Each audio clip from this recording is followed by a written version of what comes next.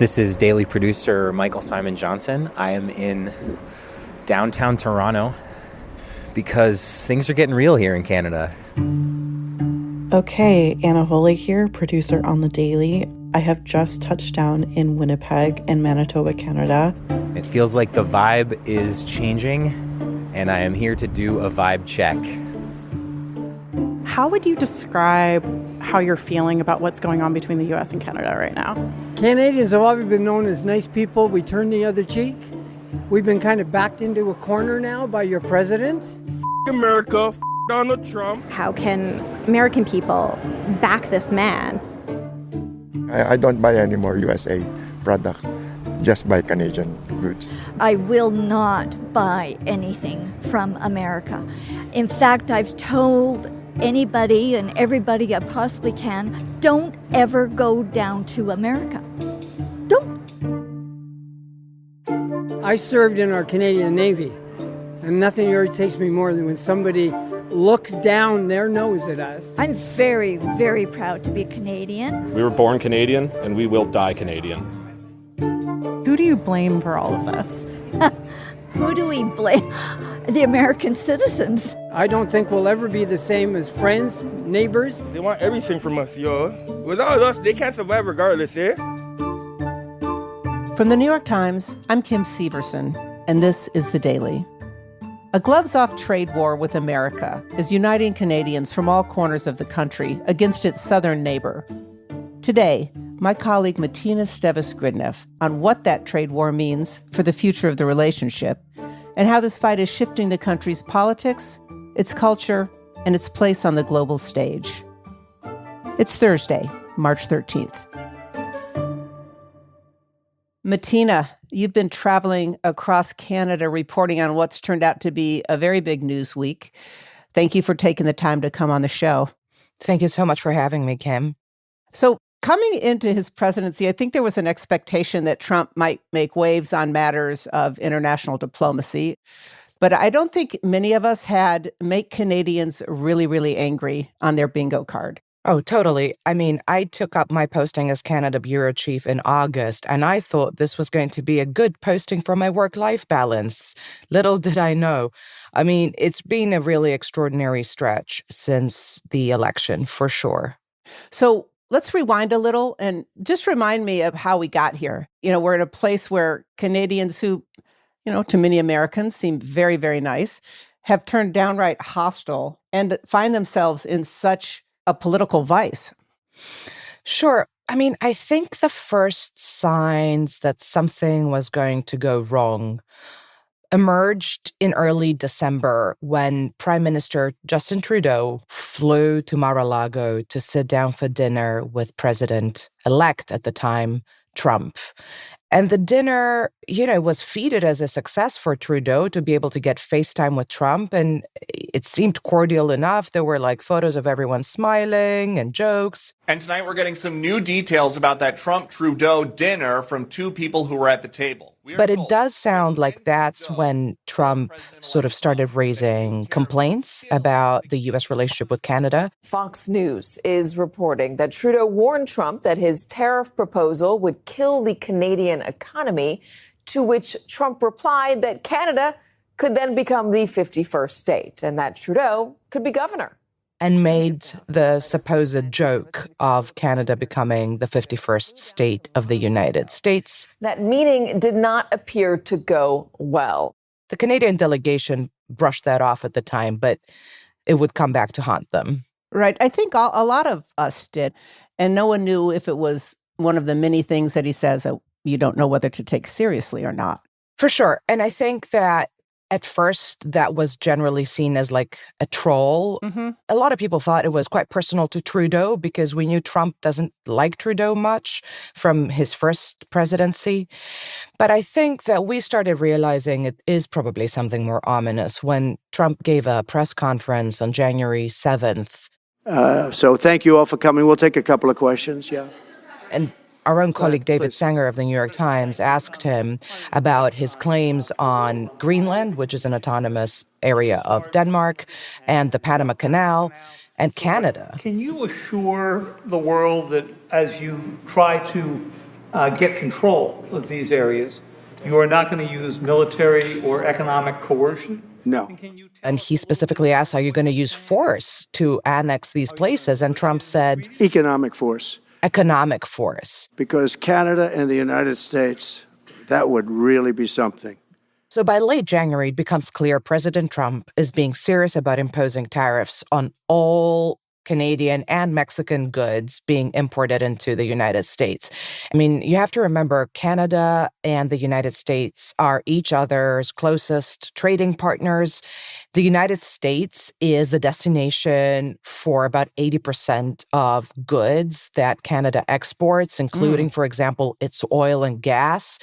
And so this is a core existential economic relationship. And those tariffs that President Trump is threatening to slap on Canadian goods, they have the potential to derail the Canadian economy. Right. And we've talked on the show before about the threat of tariffs, and the way Trump justified them at the outset is that he would be using them as a way of forcing our neighboring countries to reduce both migrant traffic and drug traffic from coming into the U.S. But these are not, seems to me, major problems at the border of Canada. So was there a sense among the Canadian government that this was about something else? Absolutely. And I think where we really came to see this, and it took some time for the reporting to come together, is over the course of 2 phone calls that President Trump and Prime Minister Trudeau held on February 3rd. So what happens on those calls is that President Trump lays down for Prime Minister Trudeau a number of grievances that he has with the economic and trade relationship between the two countries. These were generally well-known problems or concerns on the American side. The U.S. wanted better access to the Canadian dairy market and the banking sector. But then President Trump raised something much more fundamental. He tells Trudeau, and apparently he's reading off a memo, according to our sources. He tells Trudeau, and I don't like the border treaty between our two countries. This is a 1908 treaty that demarcates the boundary between the two nations. And President Trump just tells Prime Minister Trudeau he thinks it's not valid and should be revisited. He also tells him he doesn't like the way the two countries share water. We know President Trump is really interested in Canada's water. He thinks Canada has too much of it. And he also raises to Trudeau that he wants to revisit water agreements between the two countries. And so suddenly we go from, I don't like the way we trade and how our economies are integrated, to, nice country you got there, shame if something happened to it. I mean, this seems like an extraordinary moment. Here is Trump on the phone with Trudeau, essentially saying, I don't respect your borders or your sovereignty. How is the Canadian government reacting to all this at this point? It was shock and anger and panic stations after that phone call. And Trudeau makes it quite clear that we're going to hit back on U.S. products with our own tariffs if this threat materializes and becomes reality. And I think this is a good point to remind people. Trudeau is going through his last weeks in office. He has said he's going to resign, and we're expecting him to be out of government by the end of March. And so he takes this quite aggressive stance, even though he's almost out of government. And now, as Canadians face from our neighbor an existential challenge, an economic crisis, Canadians are showing exactly what we are made of. And he gives one important speech when we still think these tariffs are going to be leveled against Canada. Freedom is not a given. Even Canada is not a given. None of those happen by accident. None of them will continue without effort. Sort of quite emotionally, he says, we didn't ask for this fight, but we will stand up for our country.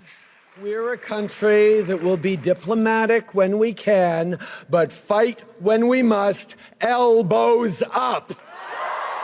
And I think that's a speech that really galvanizes people. Elbows up, folks. Elbows up time. It means we're about to fight. They say elbows up, borrowing a term from hockey and showing that they want to defend their country. Ladies and gentlemen, Canada will never bend. We will never kiss the gangster's ring.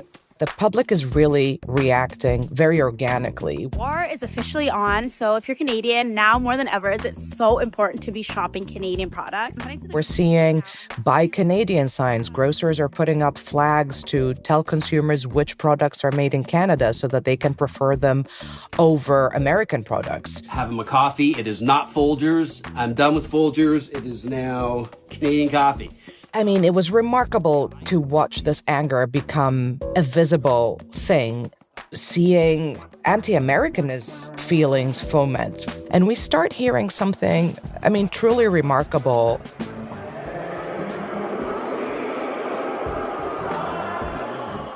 Canadians booing the American national anthem in hockey games. And while we're on the topic of hockey, folks are even angry with Gretzky, who's like a national hero here. He's like a symbol. Wayne Gretzky, the big Canadian hockey hero, right? Absolutely. Well, also a close friend of Donald Trump. And so he suddenly has this fall from grace, and Canadians are treating him like a traitor.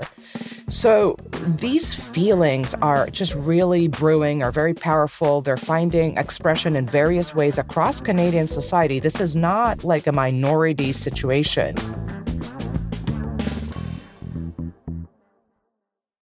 I don't really want to play Canada's therapist here, but what's behind the reaction? Is it defiance? Is it betrayal?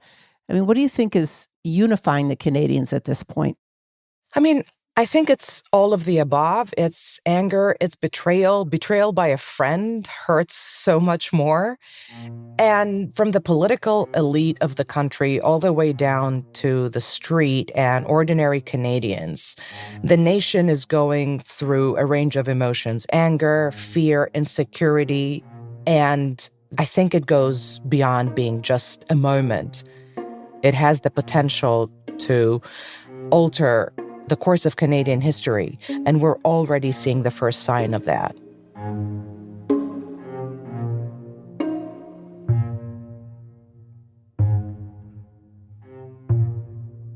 We'll be right back. Matina, you were telling us that what's happening in Canada in response to the trade wars and to the intense rhetoric coming from the Trump administration was beginning to change Canada in some extremely significant ways that really have long-term implications. Can you tell me what you mean by that? Well, Kim, back in January, when this problem was gathering pace, Justin Trudeau was resigning. His party, the Liberal Party, who have been in power for nearly 10 years, were facing dismal polls. They were 20 plus percentage points behind the opposition, the Conservatives, led by Pierre Poilievre. And in the federal elections looming, it was sort of a foregone conclusion that the Conservatives were going to win. Poilievre was going to be the new prime minister. He had these ideological and stylistic affiliations to the MAGA movement and the sort of more right-wing populist movement. And that was kind of what was going to happen in Canadian politics.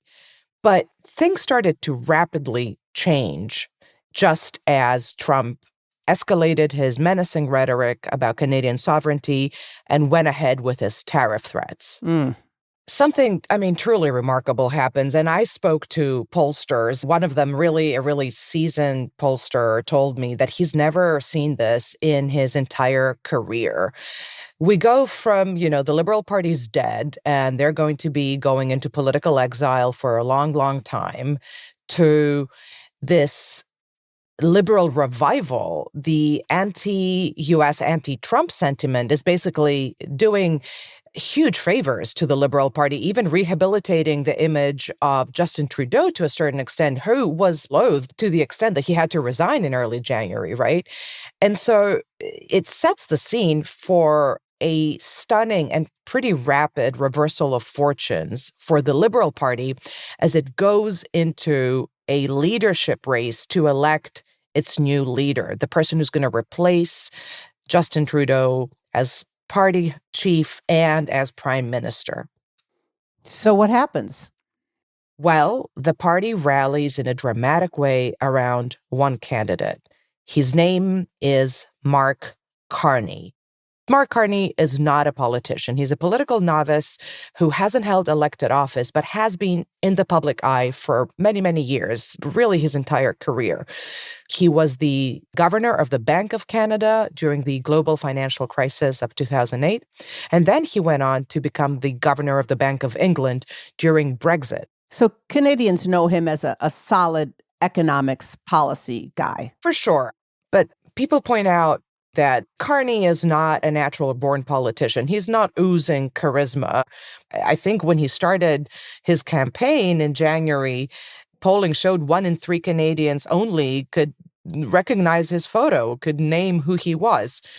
And nonetheless, the moment he's in and the anti-Trump sentiment, the fear and concern Canadians are feeling and the anger just turbocharges his campaign.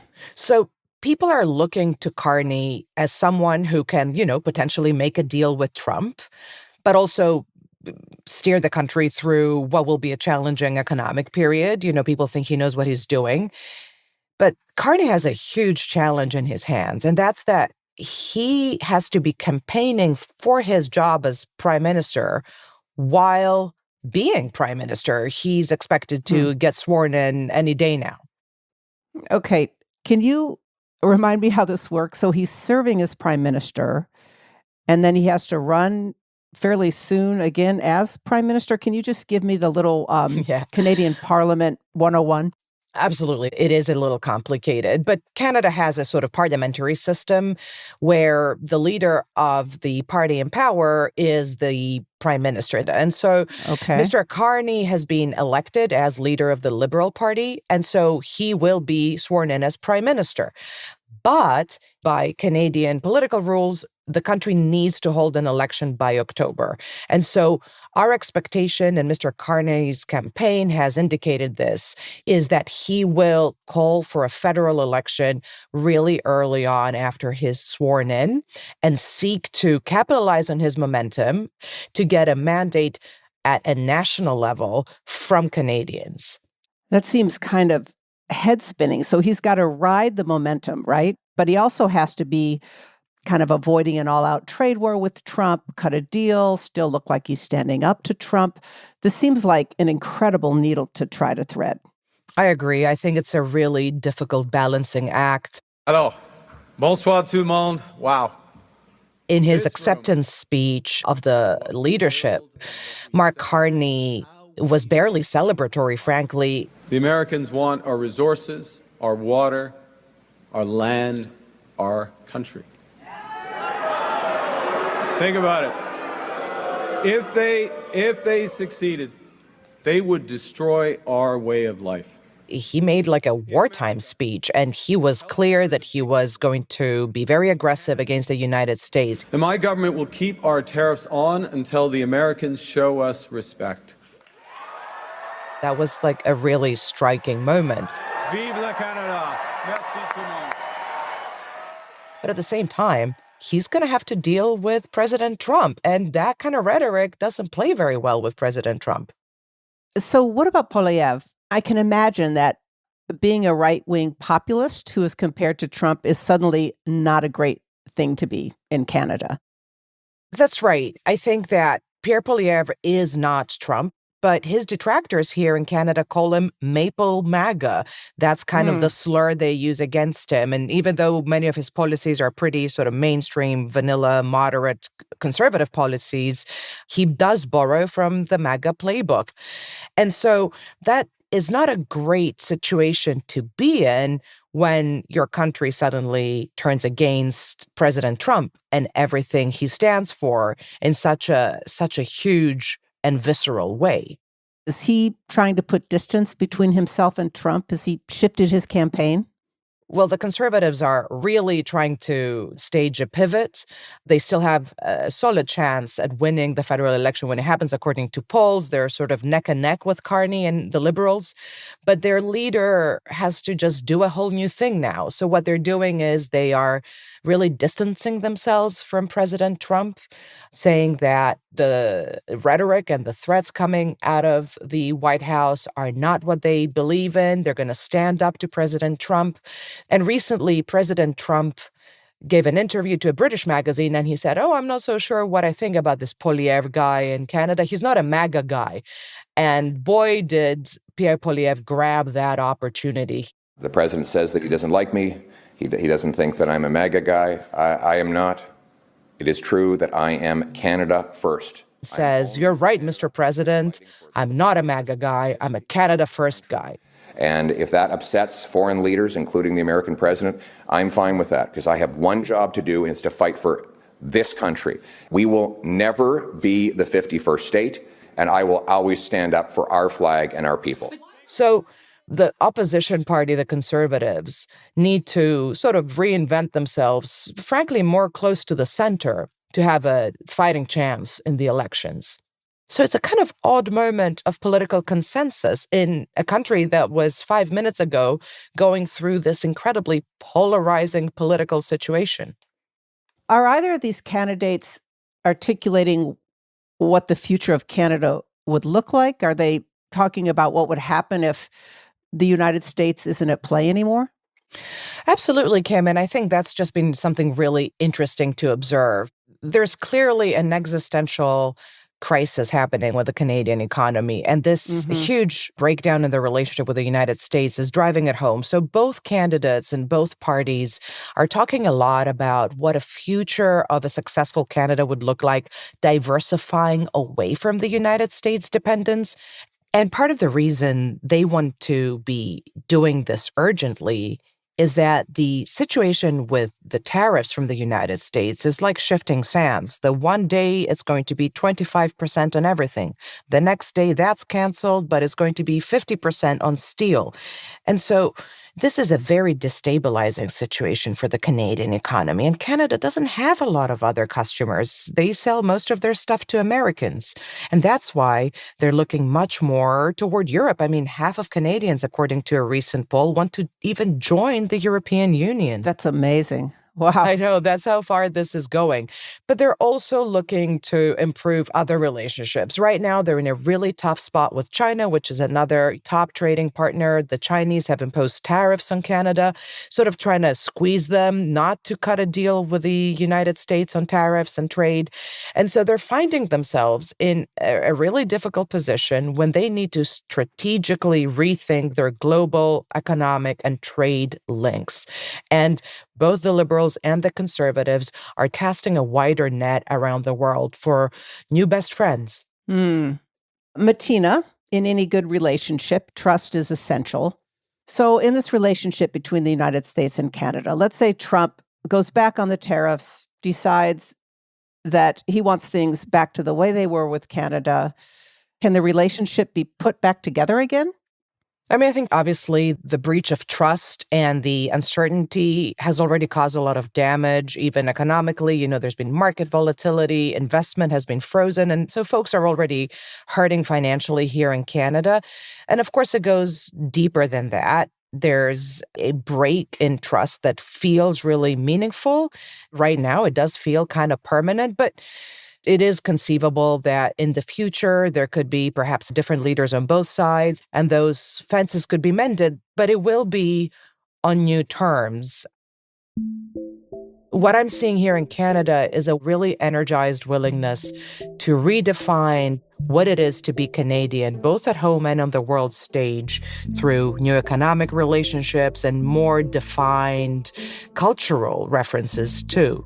I think even if this episode were to just sort of end tomorrow, it would still have a lasting legacy of seeing a more clear, a more assertive, and a prouder, a more Canadian Canada.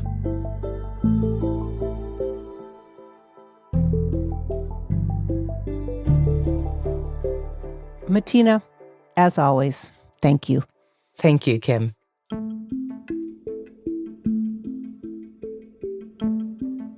On Wednesday, hours after Trump's global tariffs on steel and aluminum took effect, the Canadian government retaliated with new tariffs on $20 billion of U.S. imports. That came as the European Union also hit back with new levies against American goods. Trump, who earlier this week declined to rule out the possibility that his economic policies would cause a recession, vowed to respond, saying, quote, "Of course I'll hit back."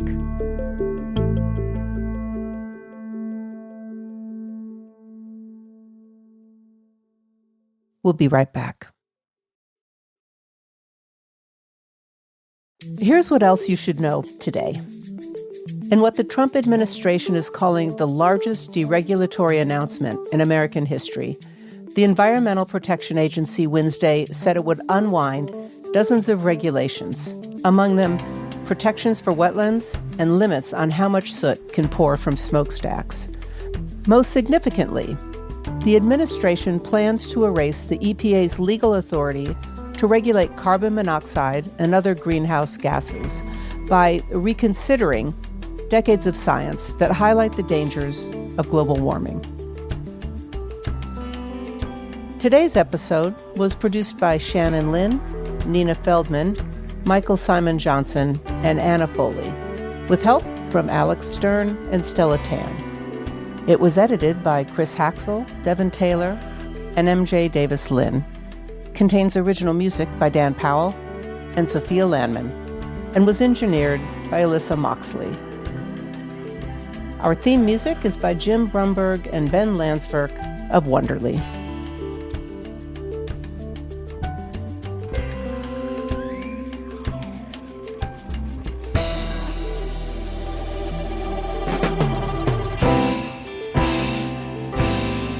That's it for The Daily. I'm Kim Severson. See you tomorrow.